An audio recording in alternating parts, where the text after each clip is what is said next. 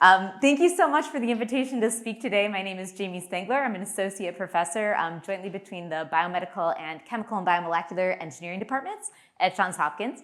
And so my lab, as was stated, is very interested in making things, particularly things made out of proteins that can be valuable and useful as therapeutics. So as many of you might be aware, metastasis is actually the reason that most people die of cancer. Most people, when they have a solid tumor, don't die from the primary tumor, but rather from it spreading to other parts of the body in an uncontrolled fashion. And in fact, if you look at localized disease versus metastatic disease, and these are numbers that are actually 10 years apart, you can see that, essentially the numbers are just devastatingly lower for a variety of different cancer types in terms of 5-year survival when you look at disease that has spread versus disease that is contained to the primary tumor region. And in particular, you can see that the needle hasn't really moved, right? Kind of in that 10-year period, hopefully maybe 2025, we'll see increasing improvements. But overall, there's just a stark difference, of course, between cancers that are contained versus those that have spread. And when you think about the process of metastasis, right, from the cell basically scrounging up, shriveling up and dissociating from the primary tumor and then extravasating into the intravasating into the blood vessels, and then circulating through the blood vessels, extravasating out of the blood vessels, and then ultimately going to the site of the metastatic niche to form a new tumor. There's one sort of common thing that happens throughout this, and this is cell migration. I'm not sure how I'm going to play this video, so because I don't think I have the capacity to do that. Can you guys play the video? Maybe. From these two? No? Yes? You can. Okay, so there's no video, but it's actually a very poignant display of how when cells are actually seeded at higher densities. This came out of our collaborator, Professor Denis Wertz, who's the Vice Provost of Research for the university. His lab actually discovered that when cells are seeded at higher densities versus those that are seeded at lower densities, you actually see a much, much more rapid motion of those cells. Particularly, this is looking in the case of triple-negative breast cancer cells. And what's interesting is that does not occur in healthy cells, and it does not even occur in cancer cells that are non-metastatic. So there's something about metastatic cancer cells that makes them move faster when they're closer together and there's more of them around each other. And to this end, Denis' lab decided that they would try to look into the molecular factors, right, and proteins and secretions that might be driving this sort of metastatic behavior in the context of high-density seeding. And so what they actually discovered by doing a Luminex assay, looking at a variety of different proteins that were secreted in the supernatant, that there were two things that stuck out, IL-6 and IL-8. And you can see by the darkening colors there that IL-6 and IL-8 become increasingly more abundant as you seed the cells denser and denser, moving to the right, and that's associated with increased cell motility.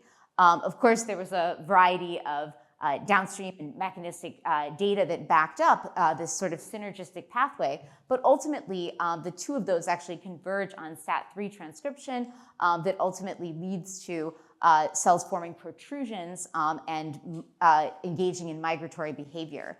And so, of course, the obvious thing was, can we block the activities of this synergistic pathway, right? Not just IL-6 and IL-8 independently, but actually both together to actually create a therapeutic that could potentially be anti-metastatic.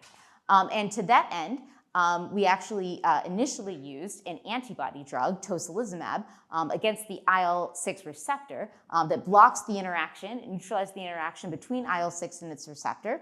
And then a second small molecule drug called reparixin that actually blocks the activation of the IL-8 receptor, which is a G protein coupled receptor, to prevent activation by IL-8. So by adding this combination of drugs together, this antibody drug that's actually already approved in rheumatoid arthritis, and this small molecule drug that's actually in phase 2 clinical trials right now, in studies for cancer to actually create a synergistic therapy targeting both the IL-6 and IL-8 receptor pathways.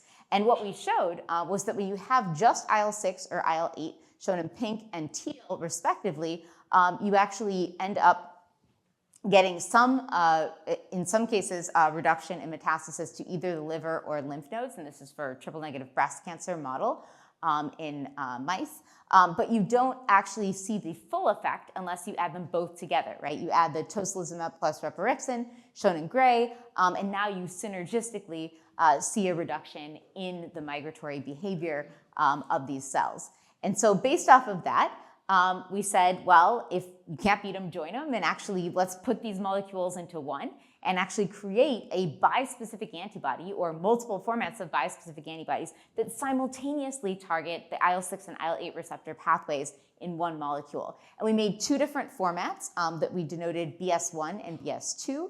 BS1 actually consists of a bivalent construct that we actually created and developed that format ourselves in the lab and have been very successful in being able to express that as a bispecific bivalent molecule. We also created a tetravalent molecule that has two copies of each arm, the IL-8 receptor arm and the IL-6 receptor arm.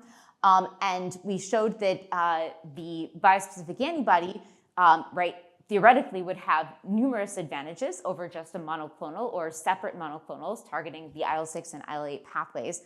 First of all, you'd have enhanced affinity and potency by having two arms, right, instead of one, through avidity effects. You would also have increased specificity because you'd more preferentially target cells that express both the IL-6 and IL-8 receptors simultaneously. You'd also mitigate drug resistance and also be able to deliver this as a monotherapy rather than a dual therapy. So just looking at breast cancer cell migration, if you look at 24 randomly selected trajectories of cells migrating through a matrix consisting of collagen representing what the tumor microenvironment would look like. You can see that the cells are moving in various directions, sometimes more persistent or directed. A combination of the IL-6 and IL-8 antibodies reduces that, but when you actually add BS1 or BS2, these bispecific formulations, you get almost no movement, and when there is movement, it's just moving around in circles, not productively. So would not necessarily lead to secondary tumor formation. And so to this end, we wanted to check if this would actually work in a mouse model of cancer. And so looking in an orthotopic breast cancer xenograft model, MDA MB231, you can see that the stark reduction at just a dose of 0.1 mg per kg, which is 300 times less than the dose that you would have to use for the combination therapy, you see a marked reduction of over 80% in cancer metastasis. So based on that, we actually combined this with a therapy that targets tumor growth independent of metastasis and showed that our molecule paired well to synergistically reduce cancer cell growth and metastasis. So our team, as I mentioned, we are very lucky to have Denis Wirtz, who his lab initially discovered this exciting IL-6, IL-8 pathway targeting approach. We're also very fortunate to have Liz Jaffe on board, who's here today and is a leader in, of course, medical oncology, particularly in breast and pancreatic cancer, which are very highly metastatic diseases and important for considering for our therapy. And we've also been working with Alana Fertig, who's been very helpful in the analysis and mechanistic understanding of these different pathways. So as I mentioned, we're currently have developed this molecule, taken it into preclinical studies, and we're hoping to be able to translate that such that we'd be able to develop this and file an IND to bring this into clinicals by the end of 2026. So I'll leave it at that and happy to take any questions, and thank you so much for your attention and time.